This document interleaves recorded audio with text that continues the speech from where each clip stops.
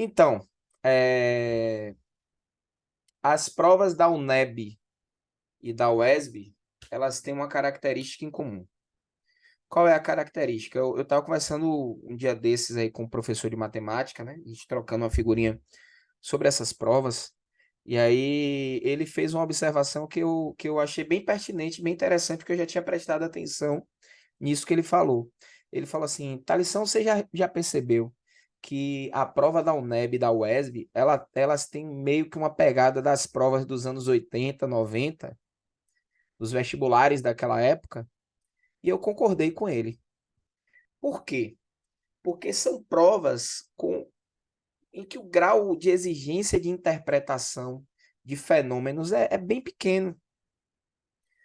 Essas provas, pelo menos em física, né, e ele corroborou em relação à matemática, o professor de matemática, elas querem mais saber se vocês têm a informação. Então, perceba, o aluno, o estudante que tiver a informação, fatalmente vai acertar as questões. Porque o que você precisa saber para resolver essas questões é justamente a informação. A gente vai ver isso aqui em, em algumas questões que a gente vai estar resolvendo. Se você tiver a informação, você vai conseguir resolver essas questões, porque são questões com comando muito direto. Calcule, determine, resolva, encontre, enfim. O grau de interpretação dessas questões é um grau muito baixo, certo? Bom, vamos fazer essa primeira aí, uma questão da UERJ, que é um vestibular que eu considero a Universidade Estadual do Rio de Janeiro. É um vestibular que eu acho muito parecido, a lógica é muito parecida com a lógica dos vestibulares lá da UESB e da UNEB, certo? É uma prova também que tem questões bem diretas. Eu trouxe questões da Unicamp também, que tem essa abordagem assim, bem direta. Vamos lá. O menor tempo medido em laboratório ocorreu na escala de zeptosegundos e corresponde ao intervalo de tempo em que uma partícula de luz percorre a distância que separa os centros atômicos de uma única molécula de hidrogênio. Uma unidade de zeptosegundo equivale a 10 a menos 21 segundos. Admita que a velocidade da luz seja 3 vezes 10 a oitava, que a distância entre os centros atômicos da molécula seja de 7,2 vezes 10 a menos 11 metros. Eu quero saber o valor do intervalo de tempo em zeptosegundos. Zeptosegundos é uma unidade que a gente não trabalha, mas percebam que ele deu fator de conversão. Então, isso não é um problema para a gente. Eu tenho uma questão simples aqui. Como eu falei, se você souber a fórmula, souber aplicar a fórmula, o grau de interpretação vai ser baixo. Então, eu tenho a velocidade, 3 vezes 10 oitava, metros por segundo. Eu tenho a distância, que é 7,2 vezes 10 a menos 11 metros. E eu quero o tempo. Então, vamos usar aqui a nossa formulinha que a gente sempre usa para esses casos. O tempo aqui,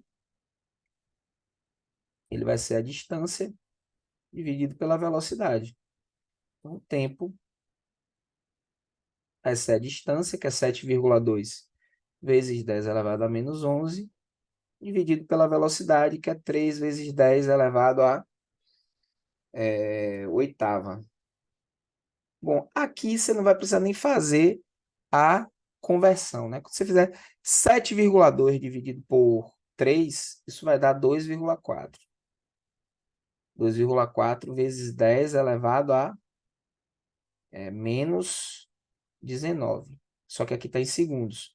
Você quer em zeptosegundos, lembre. Bom, já dá para saber que é a letra C. Mas se você não tiver confiante, ou se todos os valores aqui, sei lá, tivessem uma mantice igual, o que é que você poderia fazer? Uma regra de 3. Né? Se um zeptosegundo equivale a 10 a menos 21 segundo, x zeptosegundo vai ser equivalente a 2,4 vezes 10 elevado a menos 19. Então, nosso x aqui vai ser 2,4 vezes 10 a menos 19, dividido por 10 elevado a menos 21. Isso vai ser igual a 2,4 vezes 10 elevado ao quadrado, zeptossegundos. Só que como a gente não quer em notação científica, isso fica 240 zeptossegundos. Então, a resposta aqui dessa questãozinha é a letra C. Então, vejam aí, ó. Vejam, observem que as questões são bem diretas. Você precisa interpretar muito, fazer uma coisa muito sofisticada. A resposta, ela vem de maneira bem direta, bem objetiva e tal. Não tem essa sofisticação toda, não. Certo? Alguém quer perguntar alguma coisa?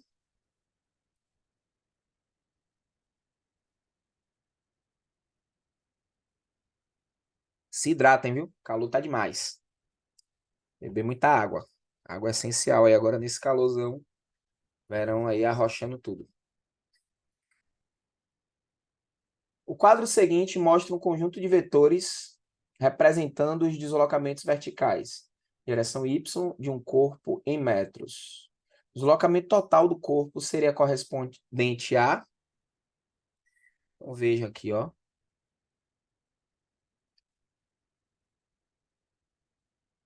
Quero o deslocamento resultante.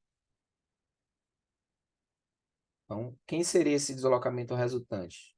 Deslocamento total. Eu tenho aqui, ó. 8 para cima, menos 7 para baixo,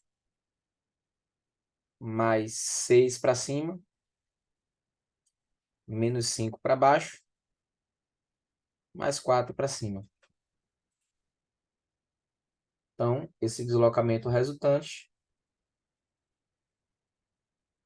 vai ser igual a 8 menos 7, vai dar 1. 1 mais 6, 7. 7 menos 2, menos 5, 2. 2 mais 4, 6. 6, 6 metros para cima, né? Só que aqui ele quer saber se esse deslocamento é um escalar ou um vetor. Como a gente está falando de deslocamento, gente, deslocamento é uma grandeza vetorial. Então, a gente vai ter aqui uma representação vetorial para essa grandeza. Se ele tivesse pedido aqui para você representar vetorialmente esse deslocamento resultante, né, a representação vetorial dele, você poderia dizer o seguinte, ó, que o módulo é de 6 unidades, 6 metros, né? A direção, ela é vertical e o sentido é para cima. Então, aí, ó, representando esse deslocamento aí em módulo, direção e sentido. Portanto, uma representação vetorial desse deslocamento. Lembrando que o deslocamento é uma grandeza vetorial, é um vetor, né? Então, por isso que a gente tem que dar essa representação. Algo a perguntar, pessoal?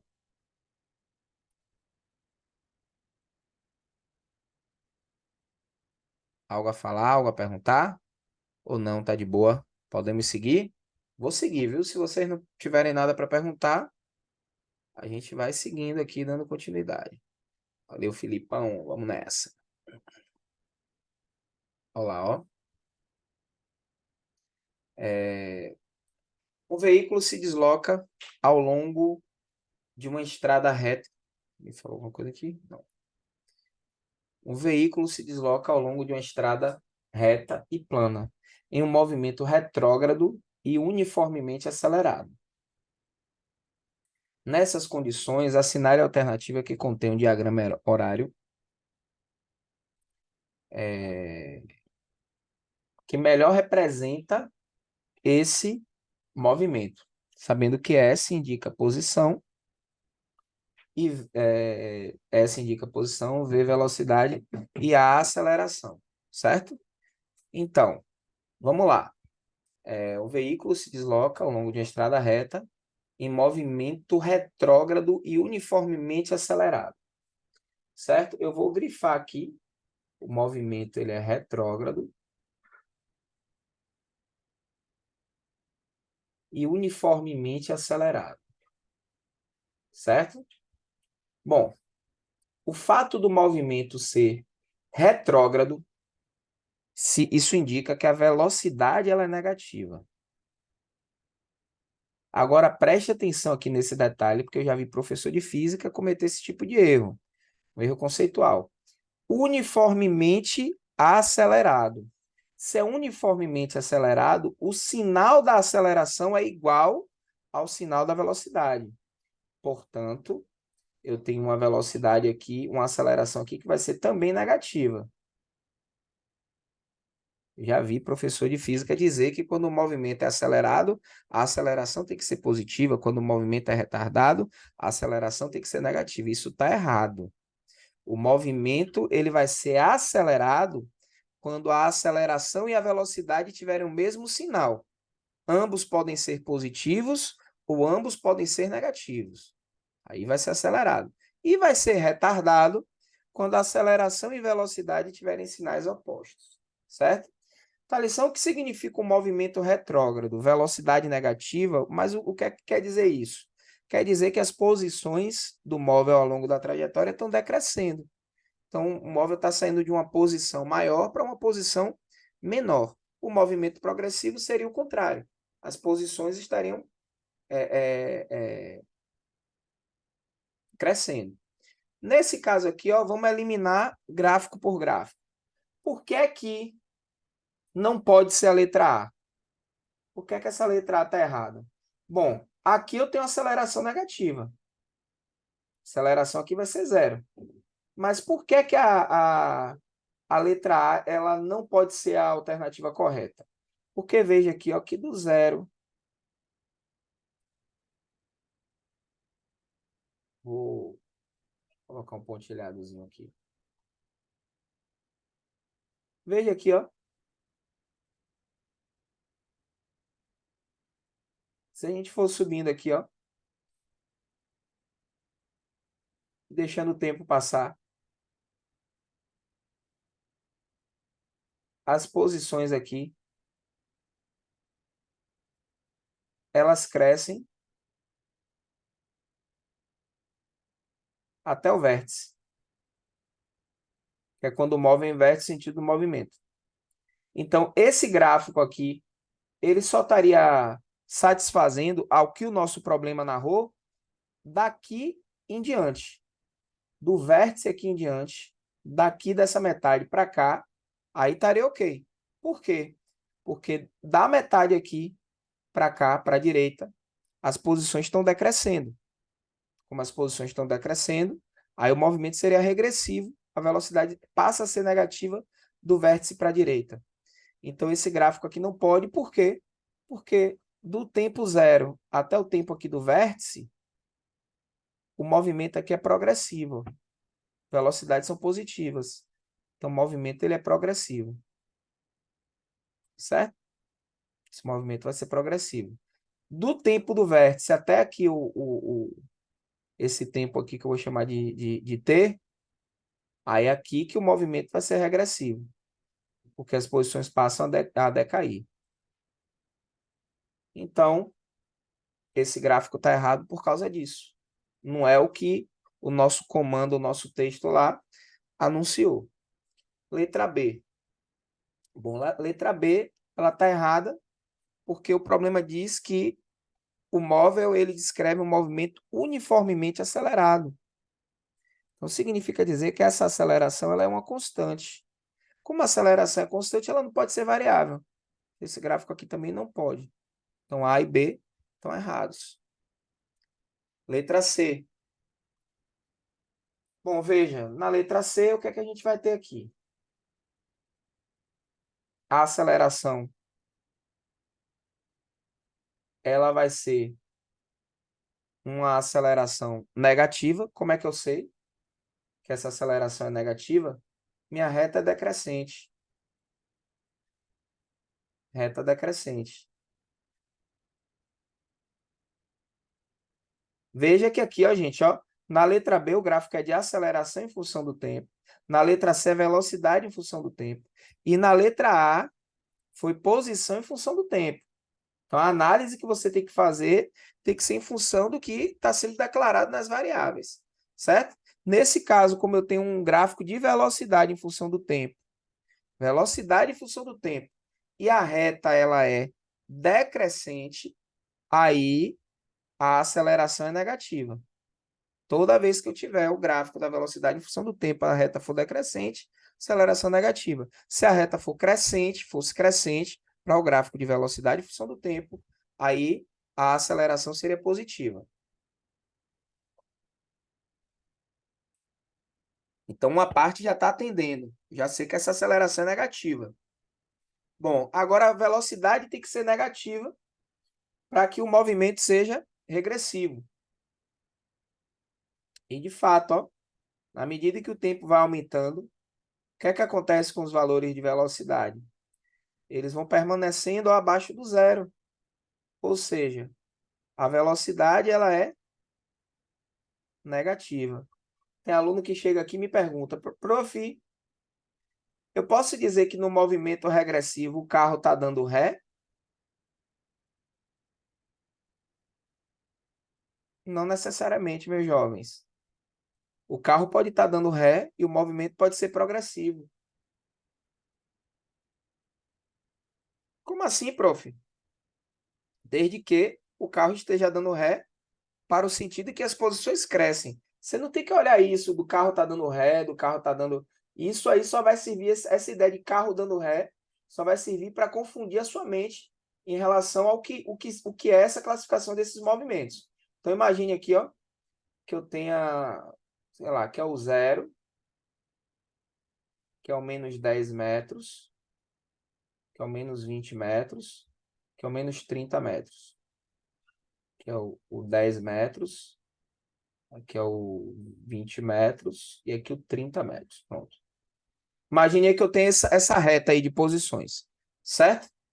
Imagine que eu tenho essa reta de posições. Se o movimento... aqui é o sentido positivo da trajetória, aqui é o sentido negativo. Então, se o movimento aqui nesse caso for da esquerda para a direita, esse movimento é progressivo. Velocidade vai ser positiva. Por quê, prof? As posições estarão, ó, crescendo. Posições estarão crescendo. Tem posições crescendo aqui. O movimento ele é progressivo. Agora, se o movimento for da direita para a esquerda aqui,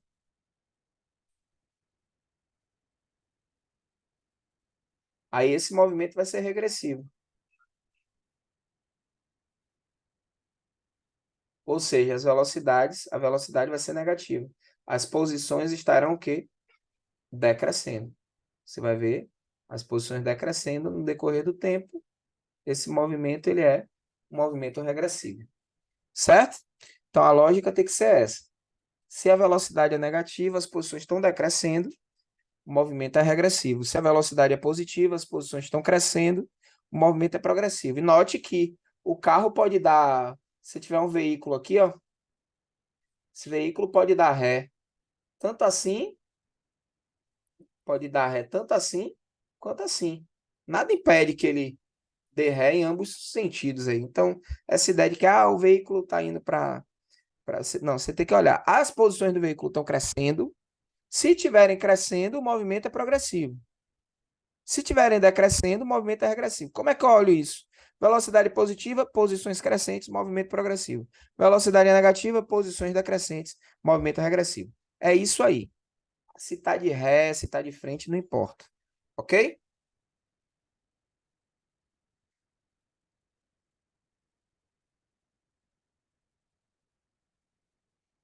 Então, turma, eu acho que nós achamos a nossa alternativa. Letra C está correta.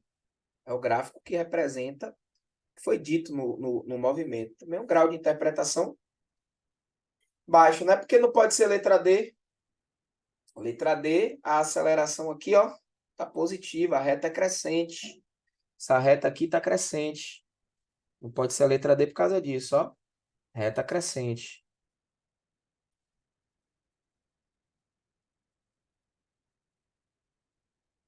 Então, a aceleração é positiva.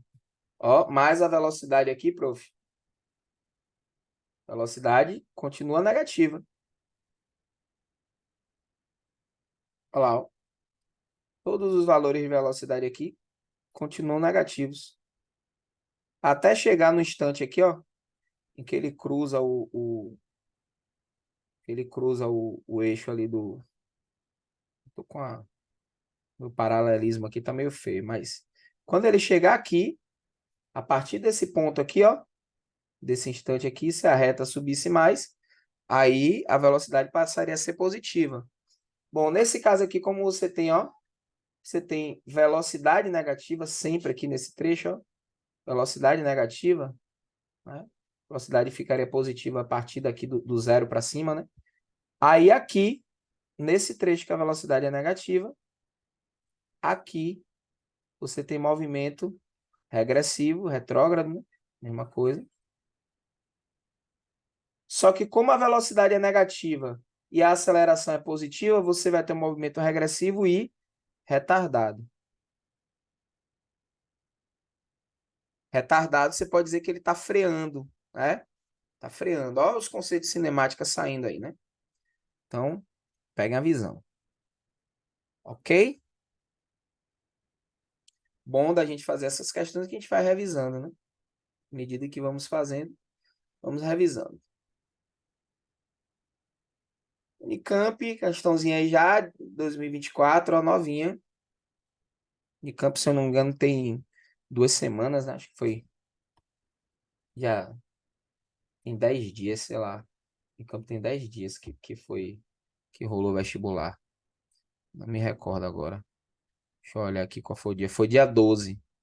Então já tem 8 dias. Prova da Unicamp foi feita e aplicada. Prova da Unicamp, ela tem uma pegada assim muito parecida com o que é abordado, certo?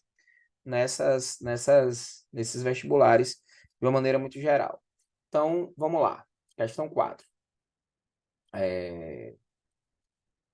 Logo ao reentrar na atmosfera, uma cápsula espacial passa a descrever, durante certo tempo, um movimento retilíneo uniformemente variado, em que ela é freada com aceleração a igual a menos 5 metros por segundo ao quadrado. Se no início dessa etapa t igual a zero do movimento, a velocidade da cápsula é v0 igual a 7.000 metros por segundo, qual a distância percorrida até o tempo t igual a 2.000 segundos? Então, gente, ó, o movimento uniformemente variado, eu quero distância.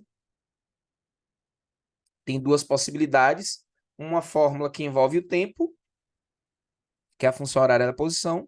Uma fórmula que envolve não envolve o tempo, que é a fórmula de Torricelli.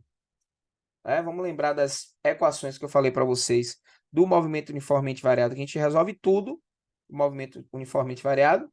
Então, temos lá o ΔS igual a V0t mais A vezes t ao quadrado sobre 2. V igual a VO mais AT, né? V0 mais AT. V ao quadrado igual a V0 ao quadrado mais 2 vezes A vezes ΔS. Essas fórmulas aqui a gente resolve praticamente tudo de movimento uniformemente variado, envolvendo ainda com queda livre. Então, bem de boa. O que é que a gente tem? A gente tem aceleração, tem velocidade inicial, tem tempo e a gente quer a distância. Então, na hora de selecionar, vamos selecionar essa primeira equaçãozinha aqui. Pronto, agora substituir os valores. Então, ΔS vai ser igual a V0, que é 7.000, vezes T, que é 200, mais o A, que é menos 5, vezes o T, que é 200, ao quadrado. Tudo isso aqui dividido por 2. Então, nosso ΔS vai ser igual a 7 vezes 2 aqui, 14. Vamos acrescentar os zeros. São 5 zeros. 5 zeros, 1.400.000 metros, né?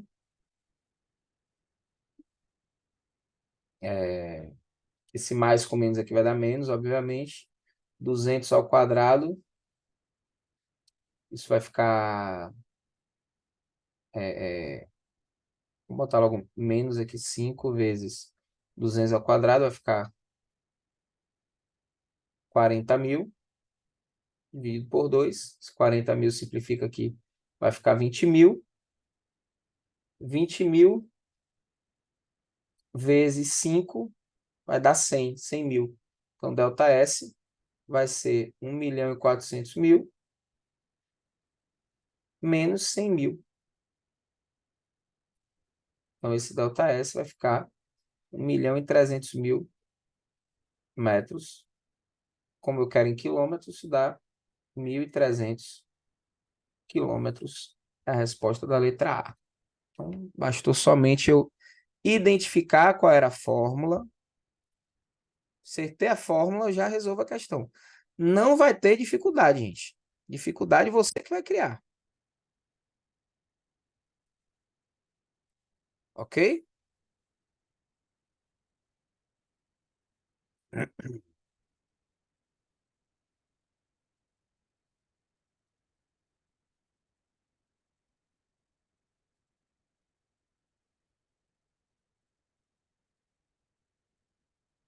Aqui outra questão também. Só é você lembrar a fórmula, aplicação direta de fórmula.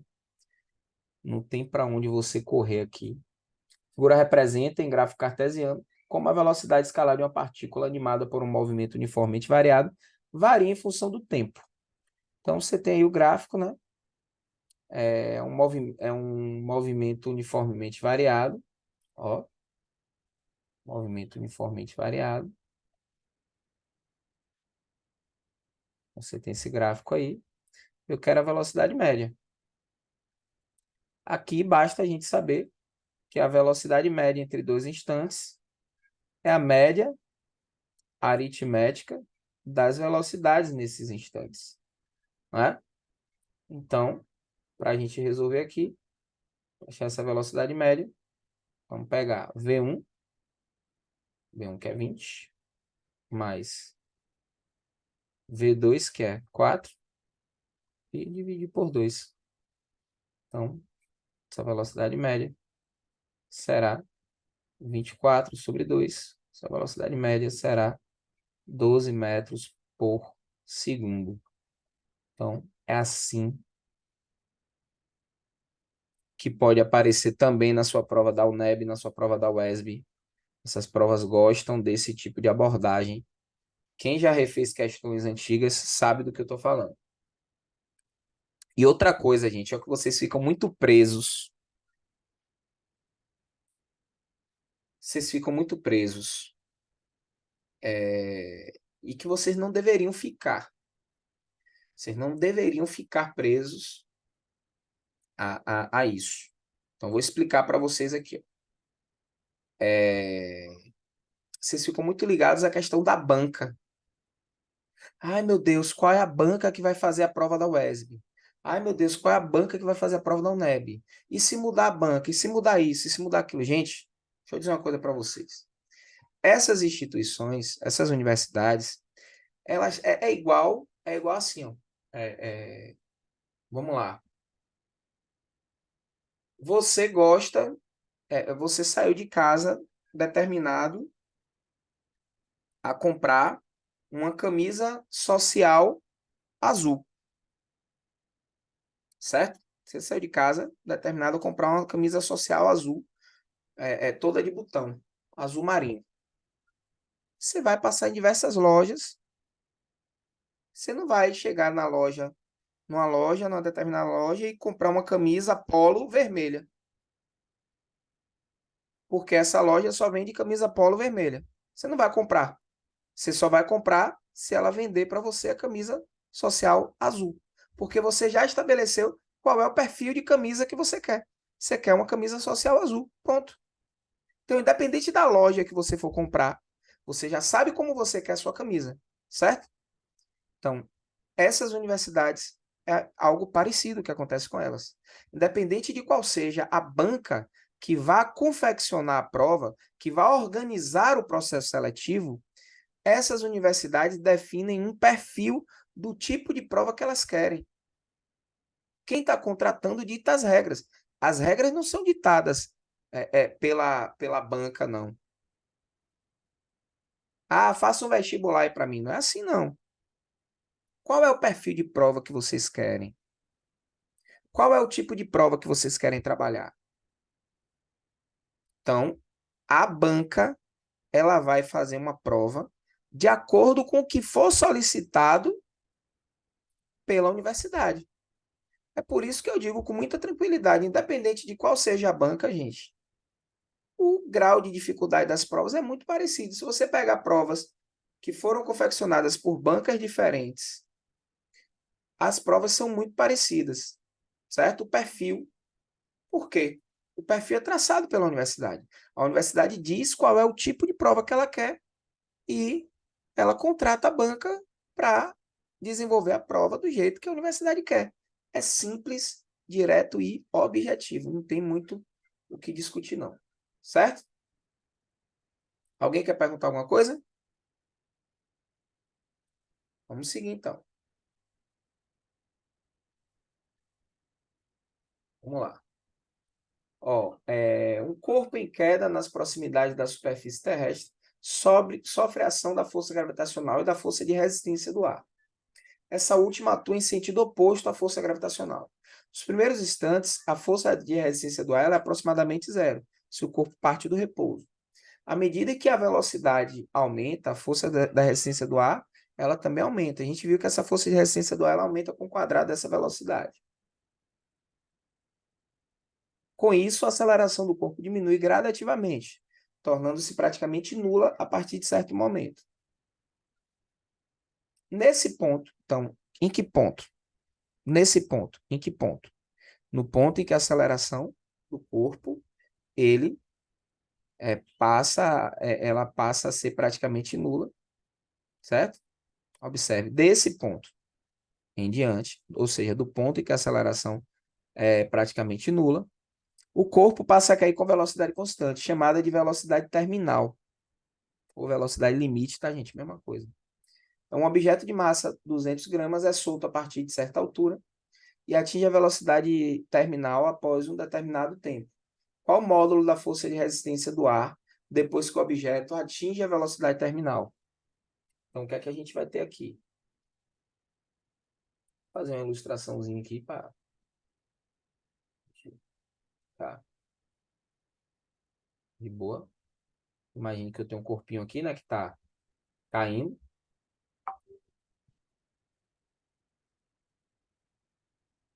Então, vamos ter aqui o seguinte.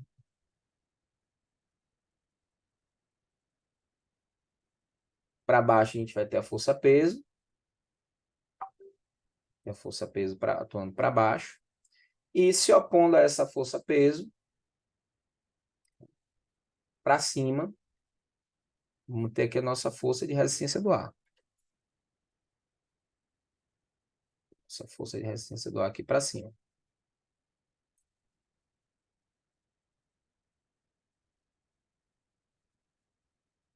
Certo? Bom, mas aqui, em que situação nós estamos? Nós estamos aqui numa situação de velocidade, que ele chamou de terminal.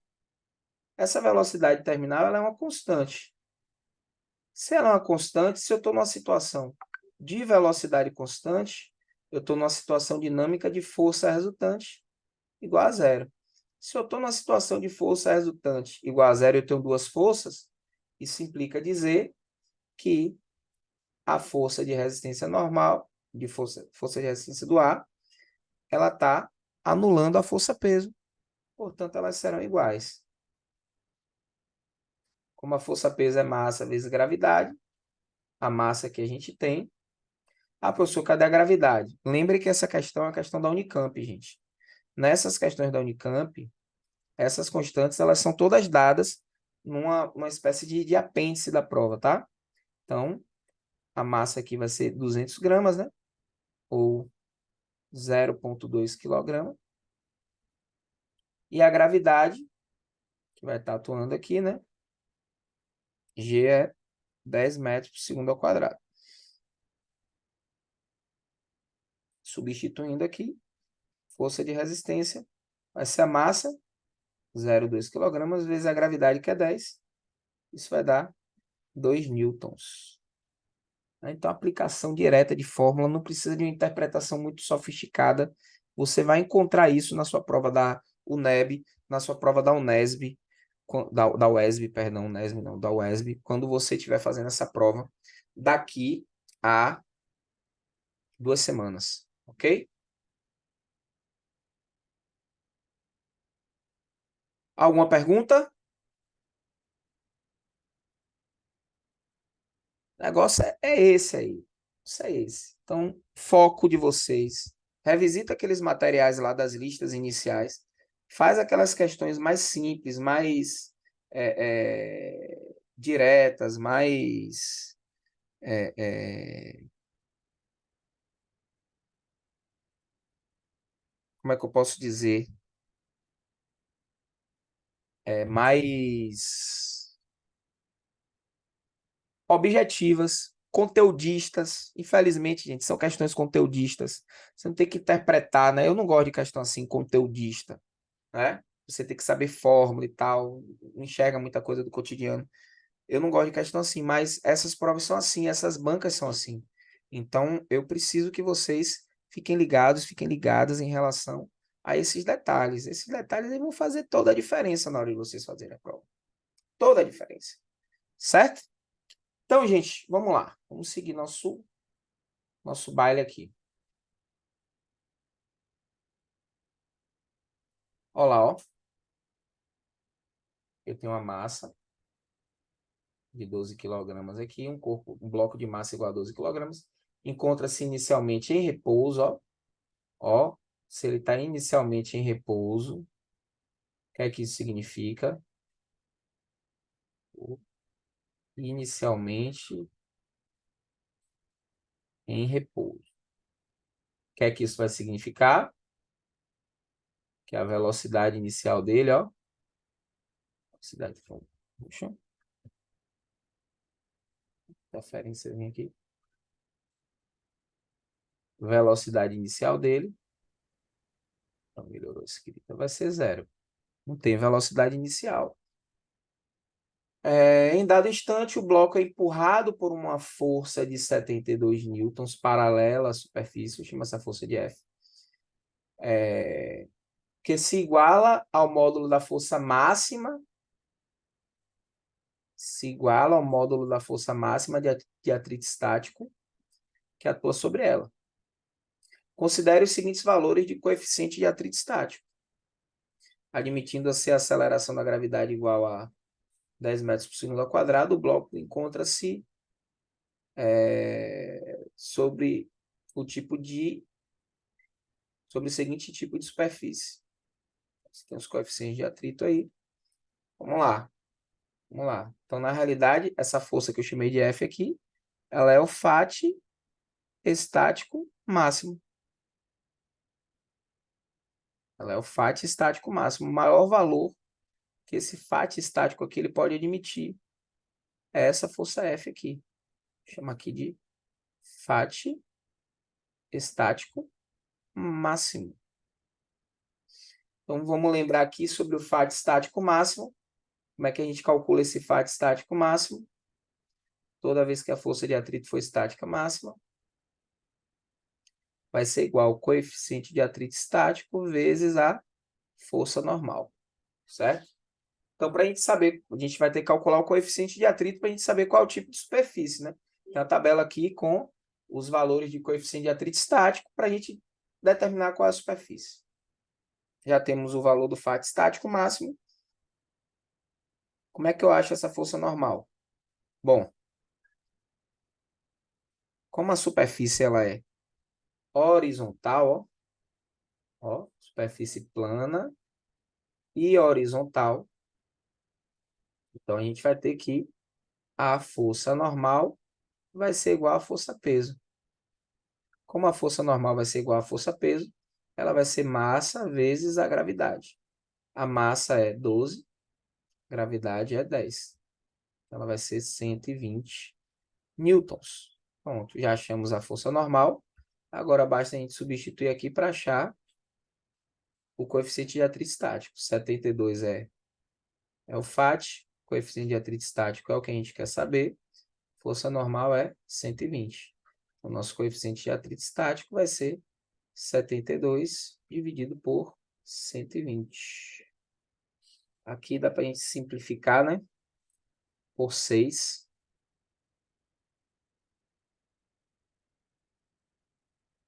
72 por 6 dá 12. Dá para a gente simplificar por 12, na real, né? Simplificando aqui por 12, aqui em cima fica 6, aqui embaixo fica 10. 6 dividido por 10, nosso coeficiente de atrito estático vai ser 0,6. Então, nossa resposta correta aqui vai ser o aço, que está na letra C. Então, questão direta, aplicação direta de fórmula, grau de interpretação baixo, são questões que você não vai precisar pensar muito para resolver, tá? Quando você tiver que pensar um pouquinho mais, vai ser um pensamento direto, como essa questão muito número 8 aqui, a gente vai estar vendo aqui agora, certo? Vamos lá. Uma plataforma circular plana está girando em um plano horizontal em torno de um eixo vertical que passa pelo ponto O a 30 rotações por minuto, conforme representado no desenho abaixo. Sobre a plataforma giratória encontra-se uma pequena moeda. Sabendo que o coeficiente de atrito estático entre a moeda e a plataforma é 0,18 e a máxima distância do centro é 0,18. A máxima distância do centro da plataforma em metros que a moeda poderá ficar sem deslizar é uma superfície plana horizontal, tá, gente? A gente está tendo a visão aérea aqui dessa superfície plana e horizontal. Tem uma moeda aqui, eu quero saber qual é o maior raio que essa moeda pode estar girando, né? Bom, eu vou ter que admitir aqui o seguinte. Eu vou ter que admitir que a força de atrito estático máximo, ela vai ser a força centrípeta. A moeda não pode deslizar, né? Pode deslizar. Então, eu vou ter aqui que a força de atrito estático máximo, coeficiente de atrito estático, vezes a força normal. Isso é a força resultante centrípeta. Massa vezes. Agora aqui tem um pulo do gato. Essa força centrípeta tem duas maneiras de você calcular. Você tem ela como mv ao quadrado sobre r. Essa é aqui a mais comum, a mais cobrada. Ou você pode calcular ela como m vezes ômega ao quadrado vezes r. Essa é um pouco mais difícil de cair, mas pode cair. Por que eu vou usar essa opção aqui número 2 e não a opção número 1? Por quê? Porque ele me deu uma informação aqui que vai corroborar com isso. Isso aqui, ó, 30 rotações por minuto, né? Isso é a frequência de giro. Eu tenho a frequência aqui. Essa frequência vai ser de 30 RPM. Ou seja, se eu dividir isso aqui por 60, né?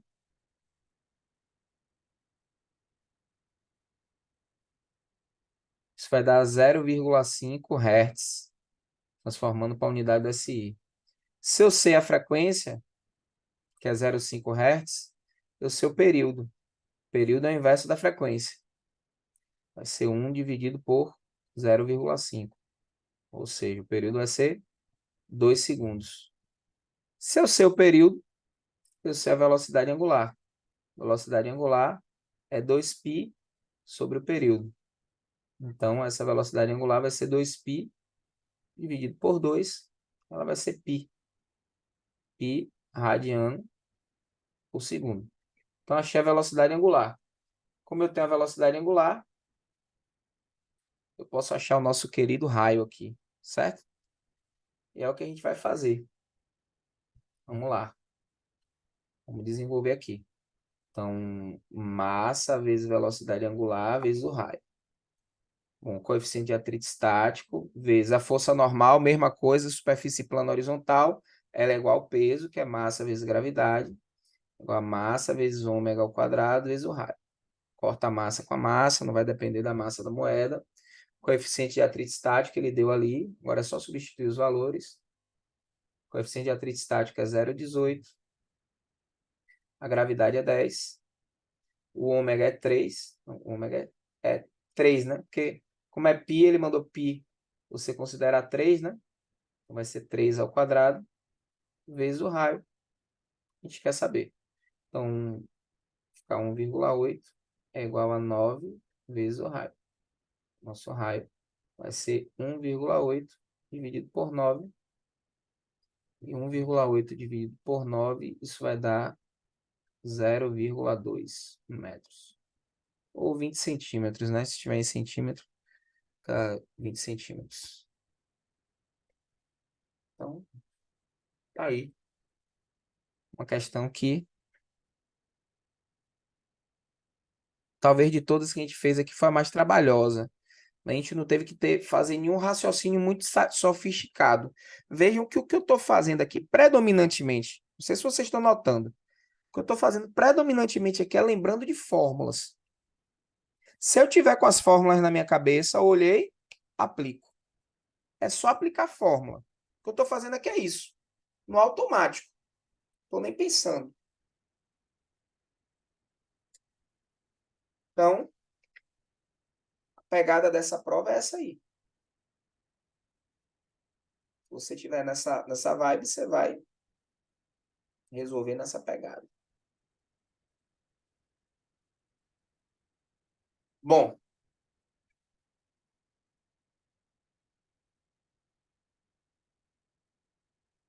essa é uma questão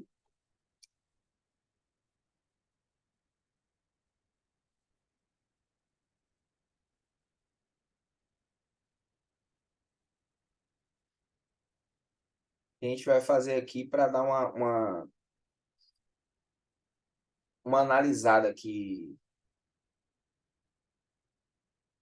Lei de Newton, força resultante, vamos dar uma lidinha nela. No episódio 140, Spy Car Escape, fuga de carro espião, da série Mythbuster, Caçadores de Mito, os apresentadores realizam um experimento denominado Vector Vengeance, Vingança Vetorial, em que uma caminhonete que se desloca com a velocidade constante de 50 mph, 50 milhas por hora, tá, gente? Atira horizontalmente uma bala de futebol para trás, com a mesma velocidade que a caminhonete. Então, observe qual é a ilustração aqui. Eu já vi esse vídeo, inclusive, tá, gente? Tem no YouTube. Vocês procuram esse vídeo. Você tem você tem uma, vou desenhar uma pista aqui primeiro. Uma pista, porque as coisas ficam sobre uma pista. Imagina que você tem aqui a pista. A ilustração ela é importante de fazer. Imagina que você tem uma pista aqui. Tem aqui um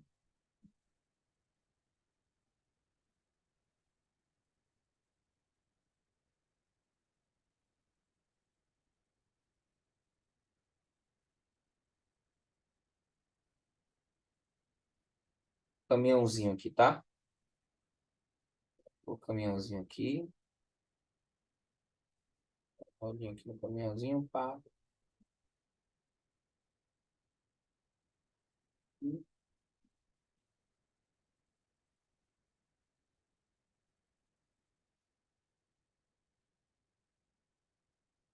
Ó, aí você tem que o caminhãozinho, ele tá andando, ó, para cá,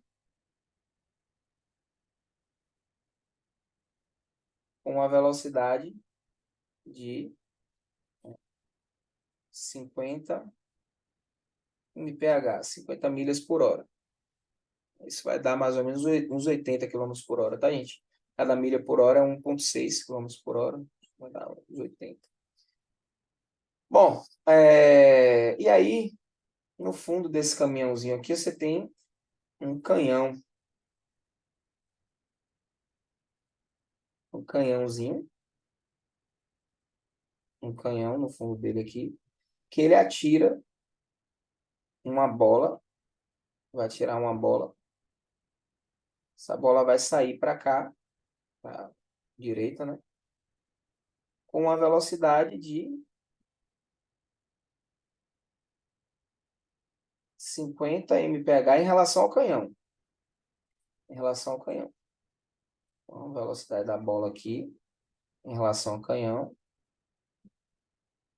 vai ser de 50 mph. Isso é no referencial do canhão, em relação ao canhão. Só que o que é que vai acontecer, gente? O que é que vai rolar? A partir do momento que essa bola ela se solta do canhão, por inércia ela tem a mesma velocidade. Então ela vai estar saindo com 50 mph para a direita em relação ao canhão, mas ela vai ter 50 mph para a esquerda em relação ao solo. Então a velocidade resultante dessa bolinha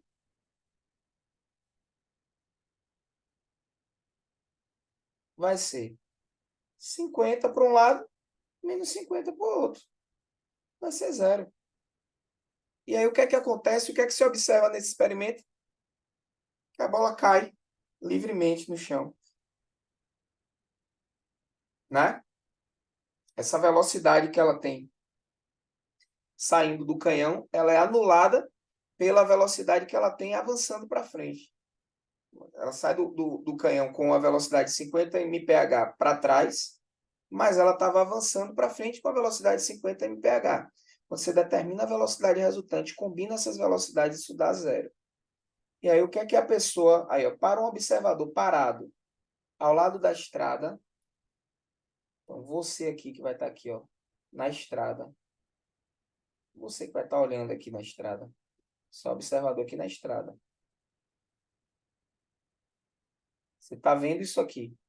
Qual é a trajetória que você vai ver essa bolinha descrever? Vai ver essa bolinha fazer isso aqui, ó.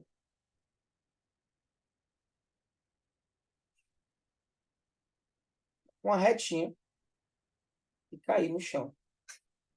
Aí, ó, então, uma trajetória retilínea, ó, retilínea, até o chão, com velocidade horizontal nula, exatamente, não vai ter velocidade horizontal, e a aceleração vertical de modo igual a g, exatamente, ela está numa queda livre. Então, que a gente vai observar o que tem na letra E aqui, diretamente. Ok? Questãozinha boa. Aí já foi um pouco mais interpretativo. Mas não foi uma interpretação também muito sofisticada, não, tá? Interpretação bem tranquila. 10. Considere uma caixa em repouso no centro do tampo horizontal de uma mesa. A permanência do repouso justifica-se por quê? Por quê a permanência do repouso se justifica? Ou seja, o que é que valida o repouso? Repouso é um estado de inércia.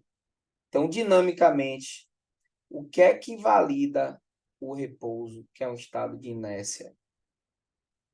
Repouso é uma condição de força resultante nula. Então, a caixa está em equilíbrio. O que valida isso é que a força resultante sobre ela é zero. O professor pode cair assim na minha prova da UNEB, da UESB? Pode. Pode aparecer exatamente aqui do jeito que eu estou fazendo com vocês. Então, fiquem ligadas, porque tudo que eu selecionei aqui é possível e é passível de cair com esse mesmo grau de dificuldade que a gente está trazendo aqui agora. Vamos para 11 agora. Eu não sei se vocês notaram, mas eu fiz aqui até agora 5 questões de cinemática, 5 questões de dinâmica, né, lei de Newton. Então, da 1 a 5 foram questões de cinemática, da 6 a 10 foram questões envolvendo a parte de dinâmica, lei de Newton, né, dinâmica do MCU, de maneira mais variável que eu pude colocar. Agora eu vou fazer da 11 a 15 questões de energia, trabalho e potência. Estamos fazendo a revisão de mecânica, né? E, por fim, eu vou ter aqui, se eu não me engano, 3 questões de hidrostática, que são as questões 16, 17 e 18, e 2 questões de gravitação. Então, minha divisão foi nessa pegada aí, para a gente revisar o máximo de mecânica que for possível. Certo? Então, vamos lá. Lembrando que a construção teórica conceitual a gente já fez aqui ao longo do ano no curso, né? Então, estamos batendo aqui mais na resolução de questões. Vamos lá. O gráfico a seguir representa a energia potencial gravitacional em função da altura de um mesmo objeto posicionado próximo às superfícies dos planetas, W, X, Y e Z, de um sistema estelar.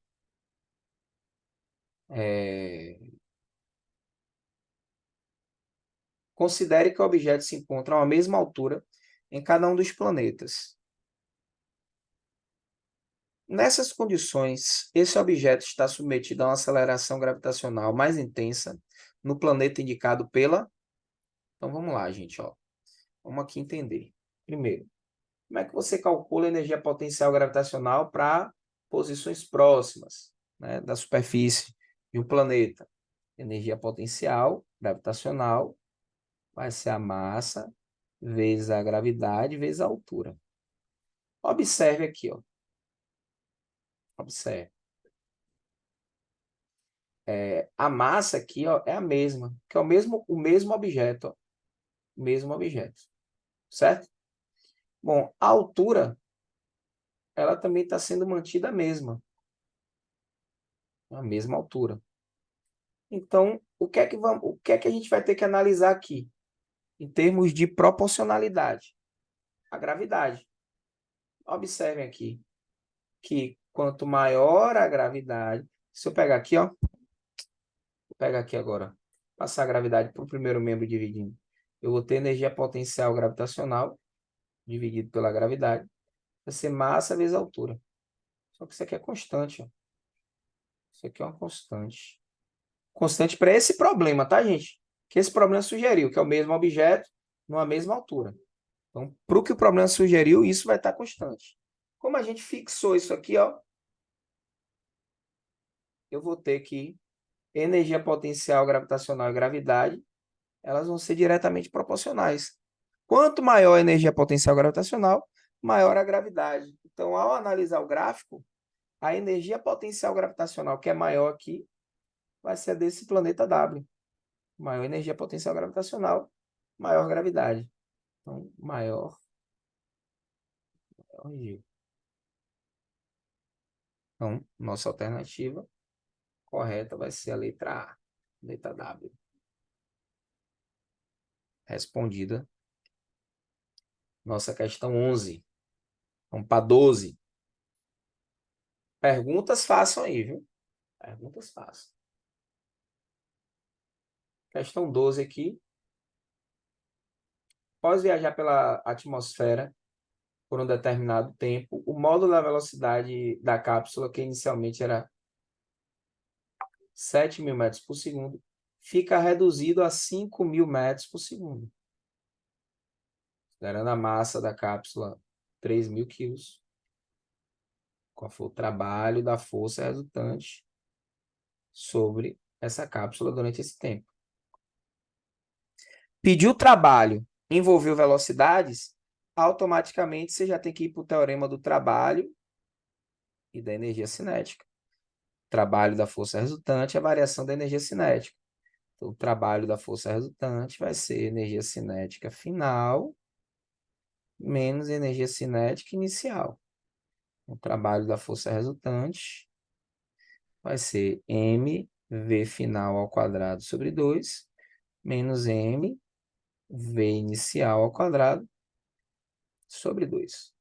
Agora aqui basta a gente substituir os valores. O trabalho da força resultante vai ser a massa, que é 3.000, vezes velocidade final, 5.000 ao quadrado, dividido por 2, menos massa, que é 3.000, velocidade inicial, 7.000 ao quadrado. Poxa, botei 3.000 e não. 3.000 vezes 7.000 ao quadrado, tudo isso dividido por 2. O trabalho da força resultante vai ser igual a 1.500 vezes 5.000 ao quadrado. Eu cancelei, simplifiquei aqui, gente. 3.000 com 5.000 ao quadrado, 5 vezes 5, 25. Aí eu vou acrescentar 6 zeros. E tá, já zero. Menos, aqui eu posso simplificar também. 1.500, 1.500. 7.000 ao quadrado, 7 vezes 7, 49. Eu acrescento também, peraí, calma. 1.500 vezes 49. Vamos acrescentar aqui os nossos 6 zeros. 49 milhões. Então, esse trabalho da força resultante vai ser igual. Posso botar esse 1.500 aqui em evidência e subtrair aqui, né? 25 milhões de 49 milhões vai ficar 24 milhões. Menos, no caso, né? Ficar o menos aqui. Aí a gente vai ter aqui o menos 24 vezes 15. Vezes 4, 20. Vai 2. 5 vezes 2, 10 e 2, 12. E aqui eu repito 24. Isso vai ficar 0, 6, 3. Então, o trabalho da força resultante vai ser igual a menos 360. Aí agora vamos contar os zeros aqui, ó. 1, 2, daqui do 1.500. Mais 6. 1, 2, 3, 4, 5, 6 joules. Em notação científica, isso vai ser 3,6 vezes 10 elevado a 1, 2, 3, 4, 5, 6, 7, 8, 9, 10. Então, elevado a 10 joules. Tem um menos aqui na frente, né? Lembrando, isso deu negativo porque a energia cinética está diminuindo. Como a energia cinética está diminuindo, aí o trabalho da força resultante ele é resistente e não trabalho motor, por isso que ele é negativo. Então, letra B aqui, aplicação direta de fórmula, questãozinha aí, tranquila. Segue o baba, viu? Segue o baba. Tô aqui no speed. Tô aqui na função. Essa questão aqui já vai ser um pouquinho mais sofisticada, ela vai ter um pouquinho mais de passagens, mas também muita aplicação de fórmula, aplicação de fórmula, né? E vocês têm que priorizar as questões que são as mais fáceis da prova, por uma questão de estratégia também, gente. Fazer o primeiro que é mais fácil, não porque vai valer mais ponto, mas porque vai ser mais garantido de você acertar se você fizer no começo da prova. Então, maior garantia de que você vai acertar, você vai ganhar mais tempo, vai chegar no final da prova também mais inteiro, podendo raciocinar melhor em questões um pouco mais complicadas.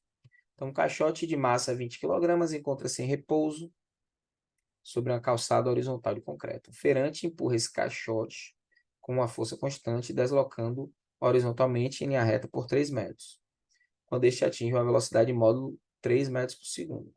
Sabe-se que o coeficiente de atrito cinético entre o caixote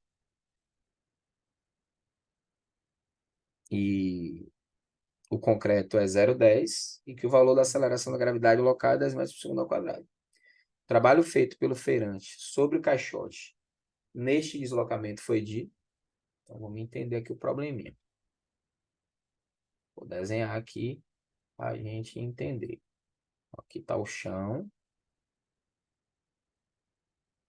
O que é que tá rolando aqui, parceirinhos e parceirinhas?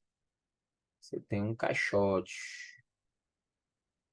Tem um caixotezinho aqui. O que é que ele faz? Ele aplica uma força.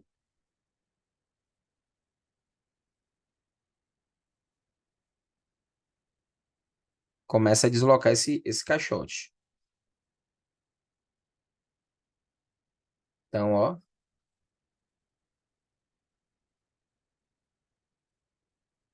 que é que vai acontecer? O feirante aplica uma força. Começa a deslocar o caixote. Essa força está vencendo o atrito. Esse caso é o fat cinético.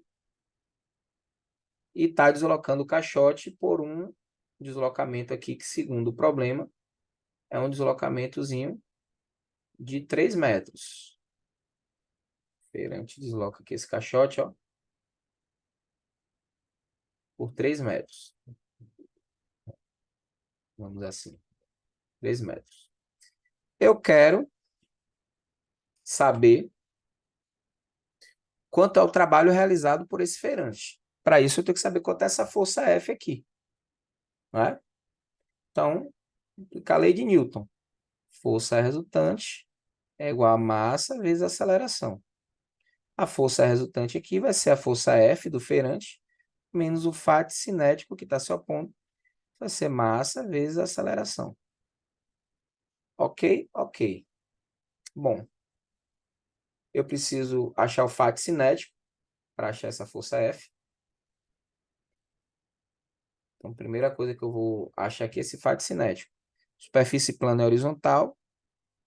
Fat cinético vai ser coeficiente de atrito cinético vezes a normal.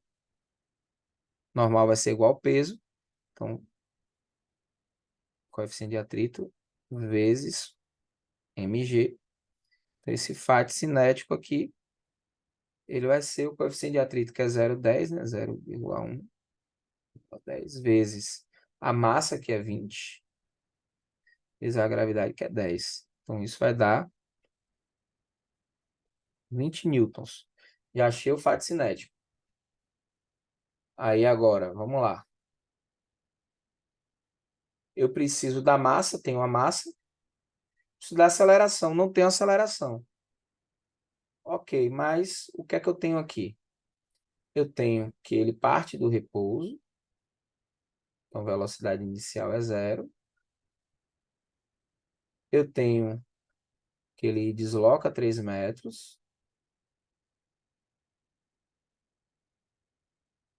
E eu tenho a velocidade final.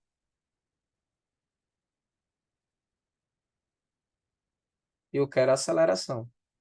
Então, está sem tempo, usa a Torricelli. Então, v ao quadrado é igual a v0 ao quadrado, mais 2 vezes a vezes o ΔS. Então, 3 ao quadrado é igual a 0 ao quadrado, mais 2 vezes a, vezes o ΔS, que é 3 também. Então, vamos ter 9 igual a 6A. O nosso A vai ser 9 dividido por 6, vai dar 1,5 metros por segundo ao quadrado. Então, achei aqui, posso determinar a força F. Então, F menos 20 é igual a massa, que é 20, vezes A, que é 1,5. Então, a F vai ser igual a 20 vezes 1,5 é 30, mais 20. Isso vai dar 50 newtons. Achei a força F. Estou vendo que cada etapa eu estou colocando uma cor. Agora, a última etapa, vamos calcular o trabalho. O trabalho dessa força F, que vai ser a força F vezes o deslocamento. Ah, não vai colocar o cosseno do ângulo não, professor? O deslocamento e a força, elas têm mesma direção e mesmo sentido, né? Então, o ângulo é 0, não preciso colocar. Então, vai assim mesmo. CF, que é 50, vezes o deslocamento, que é 3. Isso vai dar 150 joules. O trabalho da força F. Trabalho da força F vai ser 1,5 vezes 10 ao quadrado. Joules. Aí é uma questão que teve um pouco mais de passagem, né? Vamos lembrar uma máxima que eu repito aqui, insisto com vocês. Quanto mais passagens você tem que dar para resolver a questão, maior é o grau de dificuldade dessa questão, né? Então, é assim, certo?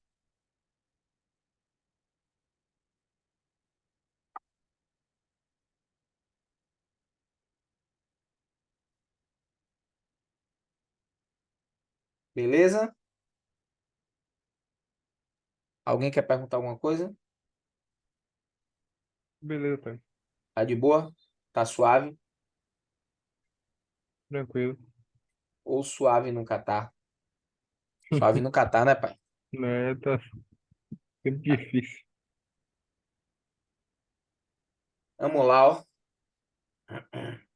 14. 14. 14. Essa aí, essa 13 foi um pouquinho trabalhosa. Um pouquinho trabalhosa.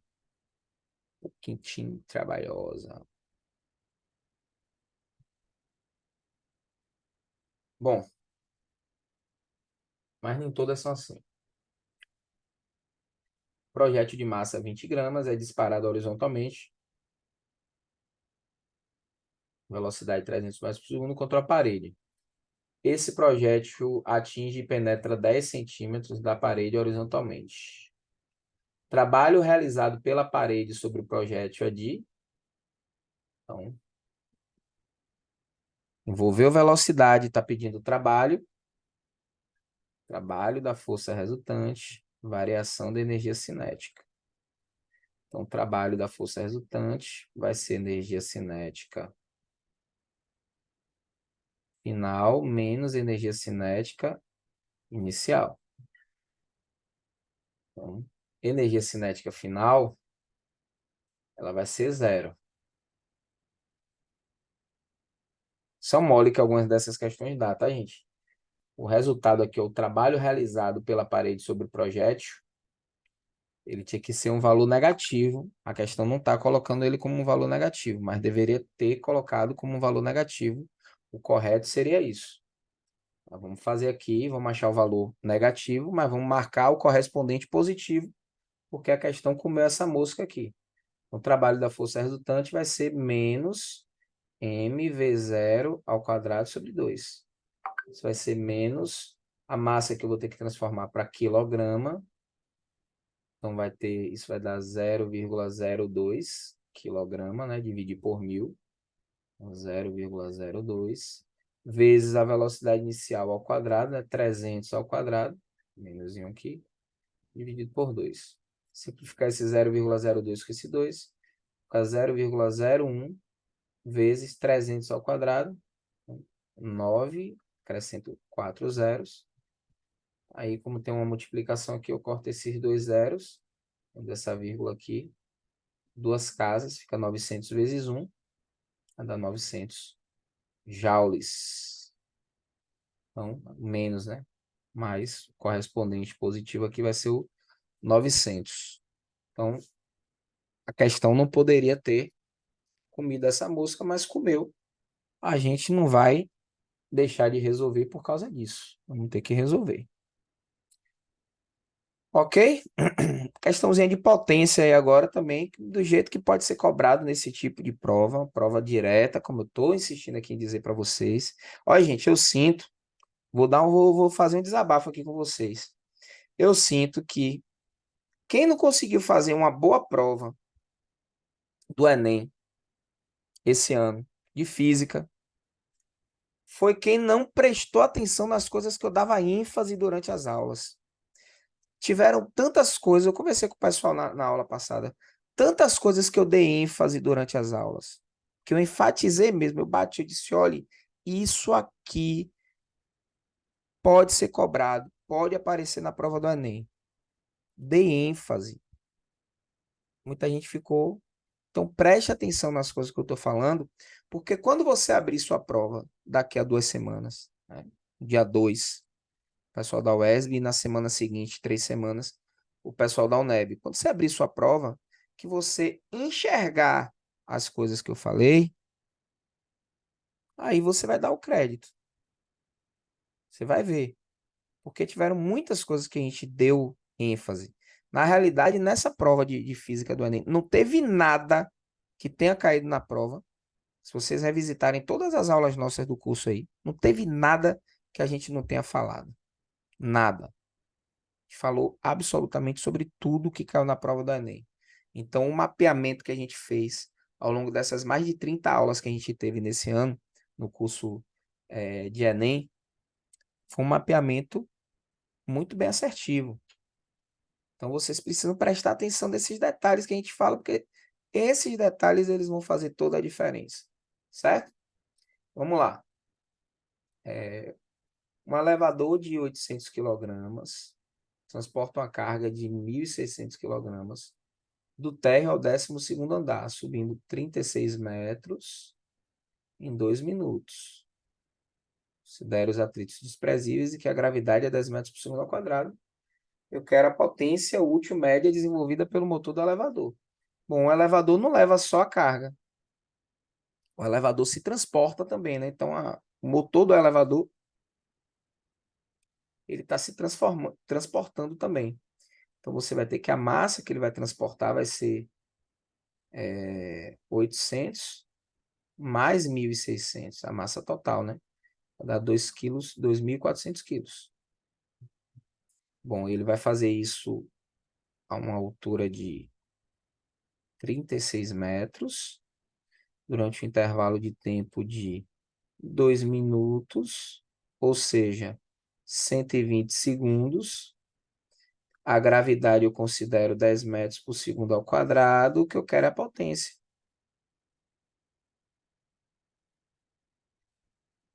Aí você vai ter que lembrar que a potência é energia sobre intervalo de tempo.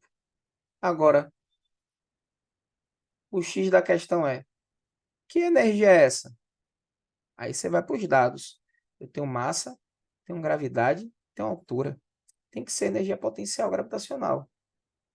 Então, essa potência vai ser igual a mgh sobre ΔT. Agora é só substituir os valores e partir para o braço. Então, M, a massa é 2.400, G que é 10, vezes H que é 36. Tudo isso dividido por 120. Eu posso cortar um zero daqui, ó, com esse zero.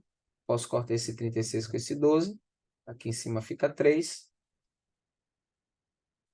Potência vai ser 24 vezes 3, vai ficar 72. 72, eu acrescento 2 zeros. 7.200 watts. Como eu quero em kilowatts, divido por 1.000, vai ficar 7,2 kilowatts. É a potência do elevador. Direto, sem muito raciocínio, sofisticado. Simples assim. Então, fizemos aí mais 5 questões nesse segundo bloco. Foram 5 questões de energia, trabalho e potência. Vou fazer algumas questões aqui de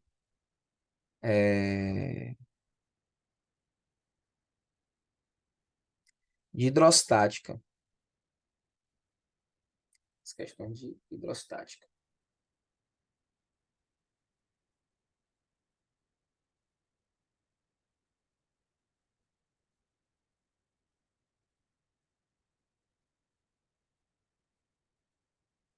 Vamos lá.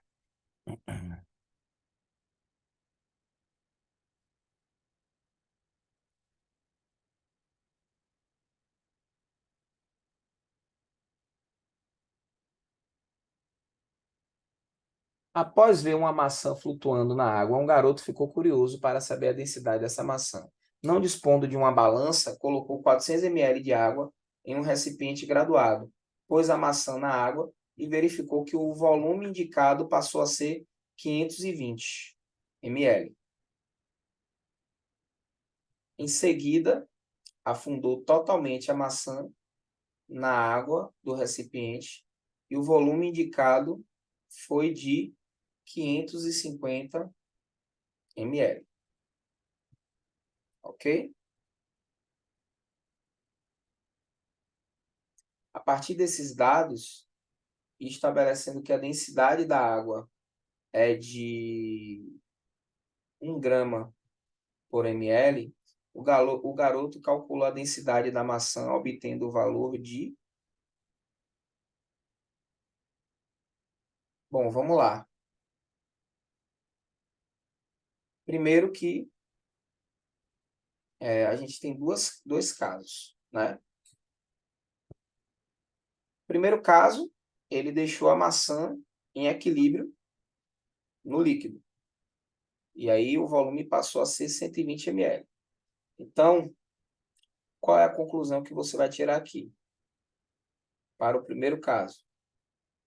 Primeiro caso.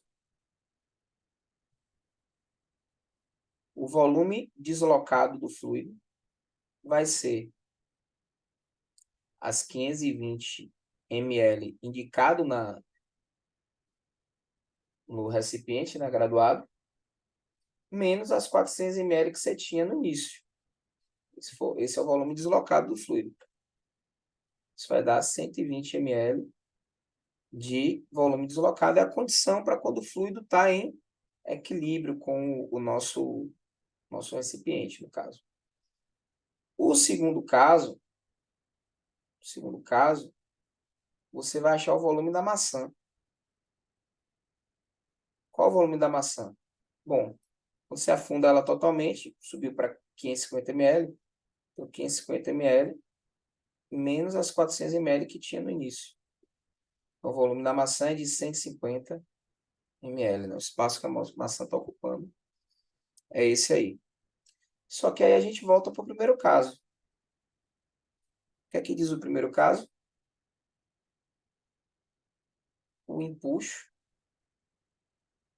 vai ser igual ao peso da maçã. Quem vai ser o impulso? O empuxo. A densidade da maçã, ou a densidade da água, do fluido, vezes o volume deslocado do fluido, vezes a gravidade. E quem vai ser o peso da maçã? Vai ser a massa da maçã vezes a gravidade. Só que quem é essa massa da maçã? A massa da maçã vai ser a densidade da maçã vezes o volume da maçã.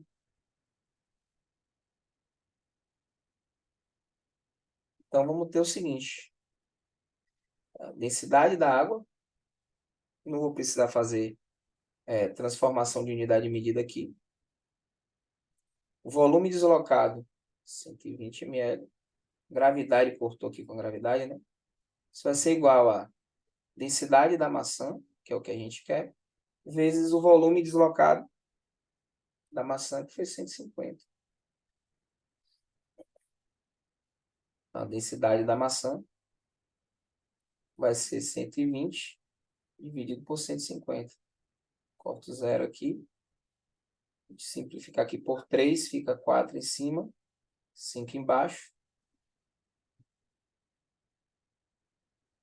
4 dividido por 5. Isso vai dar 0,8, né? Grama por ml. Letra E. Então, não são questões muito sofisticadas. São questões que estão envolvendo uma aplicação direta de algumas fórmulas. Basta você lembrar as fórmulas. Se você tiver com essas fórmulas em dia na sua cabeça, você vai resolver de boa essas questões. Precisa estar com essas fórmulas em dia, certo? Alguém quer perguntar alguma coisa?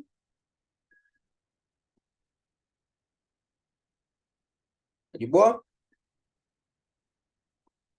Segue o baba. Então, 17. E professor, Diga. então uma pergunta. O empuxo é sempre igual à força-peso, no caso, né? Não. Não. Por que é que eu concluí que o empuxo aqui era igual ao peso? Veja que eu voltei para o caso 1. Qual é o primeiro caso? O que é que diz o caso 1? Ele diz que a maçã está flutuando na água. Quando o corpo está flutuando, o empuxo é igual ao peso. Se as únicas forças envolvidas forem o peso e o empuxo vai estar equilibrando o peso, se o corpo está flutuando. Né? Por que é que o navio flutua no mar? O peso que puxa ele para baixo é anulado pelo empuxo que joga ele para cima. Então, peso e empuxo são iguais, têm o mesmo valor, só quando está flutuando. Então, veja que a condição que eu usei aqui para dizer que o empuxo é igual ao peso foi a condição do primeiro caso. Ó, desse caso aqui, ó. Desse caso. Ok? Entendi, obrigado. Se você pegar uma pedra, vamos lá, pegar uma pedra, jogar dentro da água, o que é que vai acontecer com a pedra? Ela vai afundar, né? Vai ficar afundando, né? Sim, ela afunda. Pronto. Você não pode afirmar, ela vai afundar num movimento acelerado. Ela vai afundar no movimento acelerado. Ela não vai ficar descendo com velocidade constante, não. Se ela estiver descendo com velocidade constante, o empuxo é igual ao peso. Ok? Mas se ela estiver descendo em movimento acelerado, o que é o que vai acontecer quando você atira a pedra no mar? O peso está maior que o empuxo, por exemplo. Outro exemplo aqui. Se você pegar uma bola de futebol, não sei se você já fez isso. Muita gente faz isso em piscina. Você pega a bola de futebol e afunda ela. Né? Bota entre as pernas assim e deixa ela afundada. Depois você solta essa bola. Você solta essa bola. Essa bola vai subir com movimento acelerado, tanto é que ela pula da superfície. Por que que isso está acontecendo? O empuxo é maior do que o peso. Por isso que essa parada acontece. Então a gente não pode generalizar e dizer que o empuxo sempre é igual ao peso. Tem que analisar as forças que estão atuando, tem que analisar o que o problema está descrevendo para a gente poder chegar a essa conclusão. 17. Em um laboratório, o técnico colocou um objeto dentro de um recipiente contendo água, cuja densidade é 1 grama por centímetro cúbico, e observou que o nível sofreu uma variação de 20 centímetros cúbicos. Posteriormente, utilizando a balança graduada em gramas, ele colocou o objeto e obteve a medida no valor de 30 gramas. Após a realização de cálculos e análises das medidas realizadas, o técnico chegou à seguinte conclusão: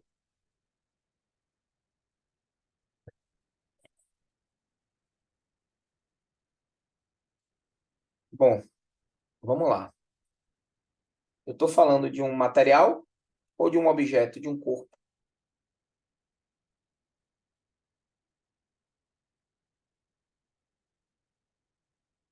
Ó,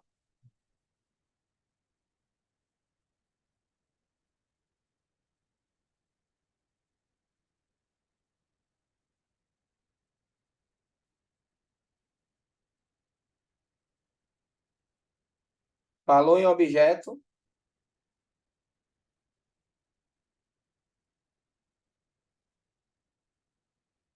densidade. Falou em objeto, densidade. Então, você vai ter que fazer aqui, ó. Densidade é igual a massa sobre volume. Massa é 30, volume é 20, tá? 1,5 gramas por centímetro cúbico. Ah, tá, lição, mas tem a letra A e a letra B. Por que que não pode ser a letra A? Massa específica é material ou substância.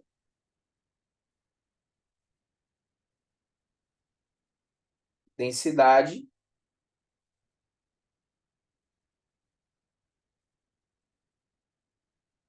corpo ou objeto.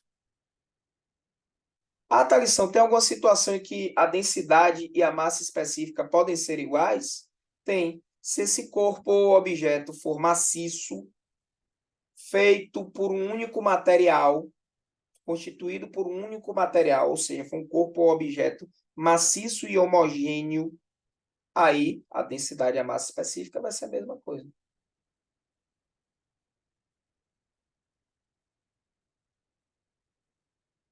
Então, qual é a alternativa correta? Letra B.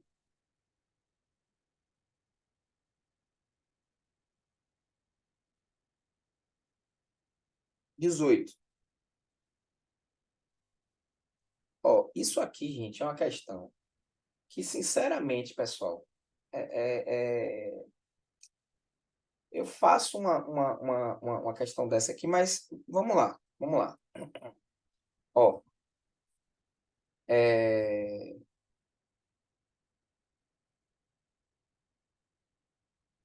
a pressão atmosférica na superfície de um lago é igual a 1 atm, né?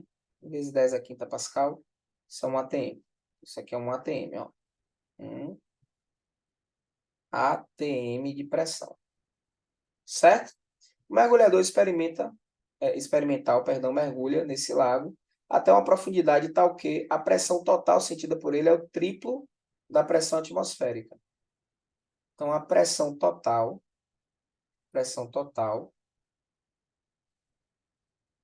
é 3 vezes a pressão atmosférica. Quanto é que foi a variação de pressão, gente? Quanto é que foi a variação de pressão? Quanto é que dá essa variação de pressão? Vai ser a pressão total menos a pressão atmosférica. Ou seja, 3 vezes a pressão atmosférica menos a pressão atmosférica, isso vai dar 2 vezes a pressão atmosférica. Essa daqui é a variação de pressão. Eu ensinei para vocês o seguinte: um macete. Para cada 1 atm, isso na água, viu? Para cada 1 atm, eu aumento 10 metros de profundidade. Então, aqui, que eu tenho 2 atm, 20 metros. Macete que eu ensinei para vocês. Você poderia resolver aqui, ó. Sempre, tá, lição, sempre que tiver questão disso, eu vou poder resolver dessa forma? Vai poder resolver dessa forma. Sempre que tiver questão disso, você vai poder resolver dessa forma. Sempre. Sempre, sempre, sempre, sempre, sempre, sempre. Ok? Simples assim.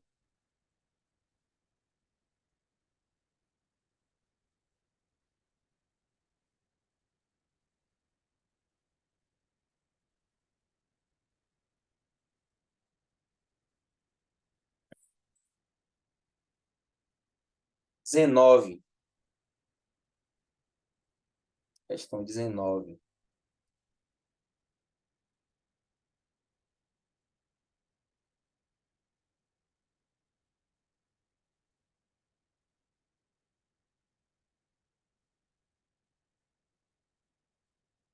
Johannes Kepler, em sua descrição matemática do movimento planetário, elaborou 3 leis.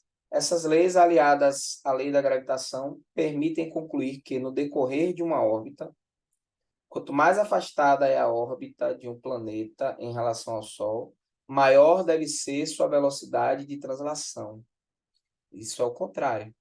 Isso está falso.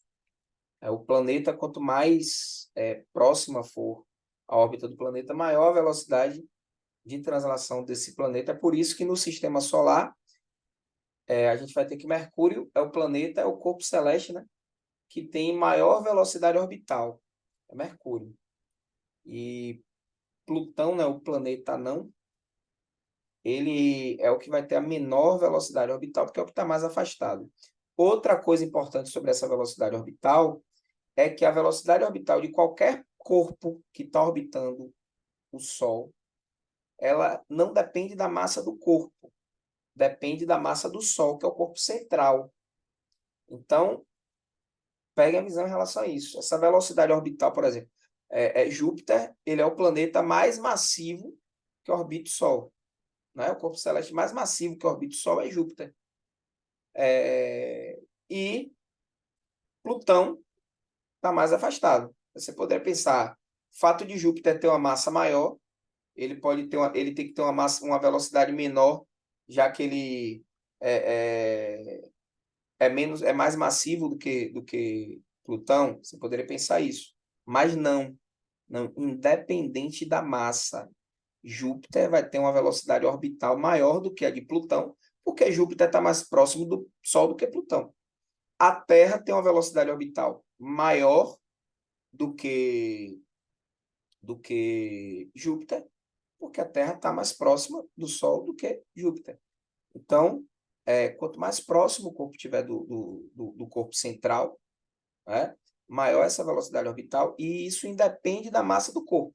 Só depende da massa do corpo central. Então, o que vai ditar a velocidade dos corpos em torno do Sol vai ser a massa do Sol e o raio da órbita. Ok? Olha lá, B. Quanto mais próxima é a órbita de um planeta em relação ao Sol, maior deve ser o seu período de rotação. Também não. O planeta o período de rotação do planeta não vai ter influência com essa proximidade da órbita do planeta em torno do Sol. Então, isso está falso, né? Ele falou de período de rotação aí, ó. Pensou? Os planetas mais próximos giram em torno do seu próprio eixo mais lentamente do que os planetas mais afastados. Não existe, então essa correlação aí também está falso. C.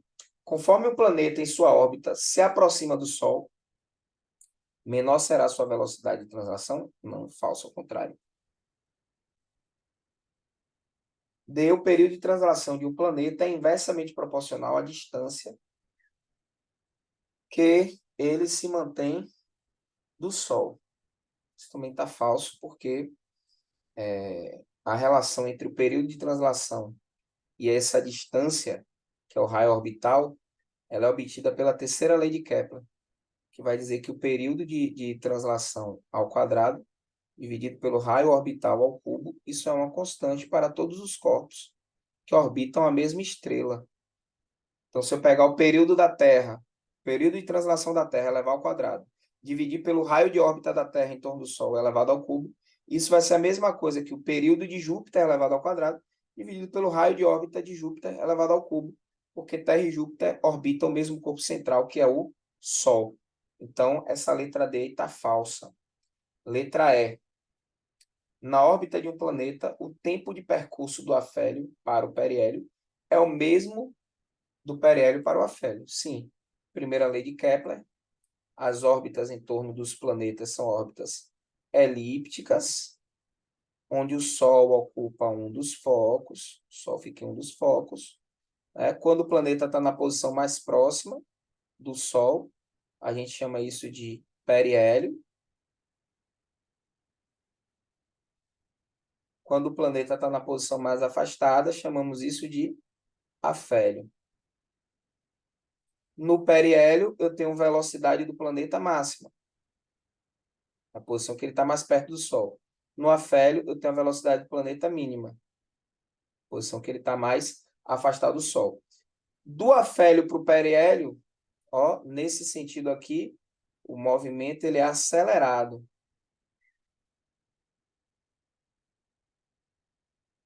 E do periélio para o afélio, o movimento ele é retardado. Mas o tempo que ele gasta para sair do afélio para o periélio é o mesmo tempo que ele gasta para sair do periélio para o afélio. Certo? Então, letra E, aqui a nossa alternativa correta. Deu a terceira lei de Kepler. Considere a representação do sistema solar em que os planetas descrevem órbitas ao redor do Sol.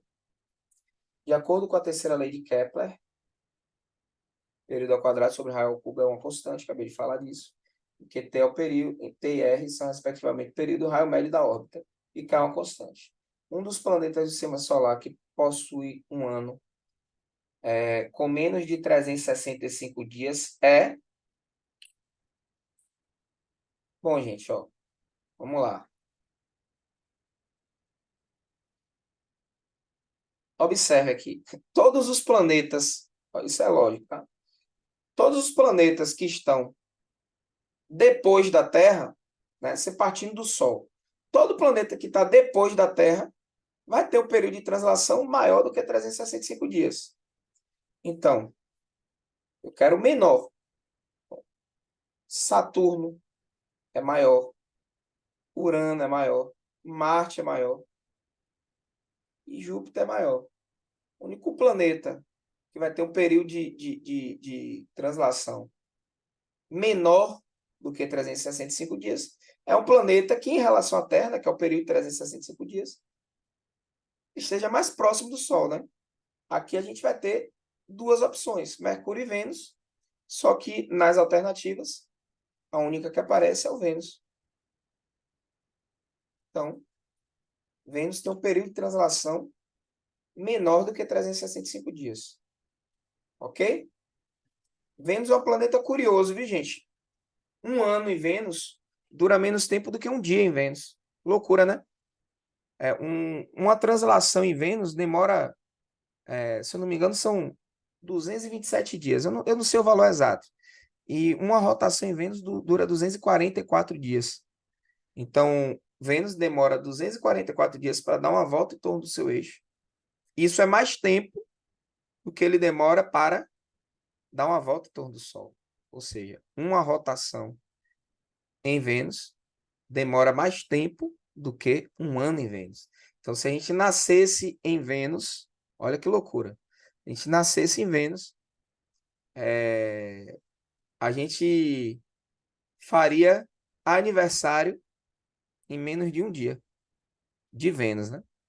Que um dia de Vênus, ele equivale a mais ou menos, acho que é 227 dias terrestres. Vou pesquisar aqui, deixa eu pesquisar aqui o dia em Vênus. Período de rotação de Vênus. Trazer o valor exato. Período de rotação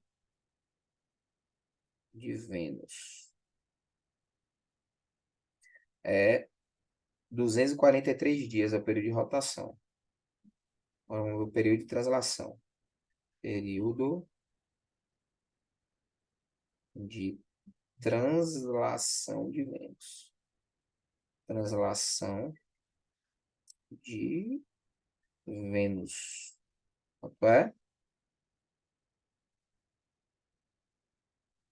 É 225 dias. Então, eu acertei.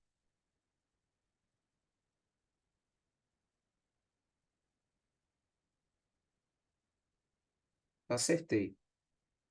Isso mesmo. Translação de Vênus é 225 dias. Eu acertei mais ou menos. E a rotação é 243 dias. Então, tudo certinho mesmo. Estão vendo? Que coisa curiosa, né? Sobre o planeta Vênus. É isso aí, pessoal. Então, lembrem, coloquem isso na cabeça de vocês. Eu sei que vocês vão estudar ao longo dessa semana. Vão pegar aí provas antigas da UESB. Talvez vocês já tenham feito isso.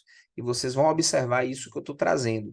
Então, o que é que eu estou querendo fazer com essas aulas? Eu quero mostrar o máximo de questões diretas possível, com o máximo de variação de conteúdos possível, para mostrar para vocês como são questões diretas de diferentes conteúdos, certo? O foco dessa revisão, o NEB aqui com vocês, intensivo, o NEB UESB, vai ser esse aí, certo?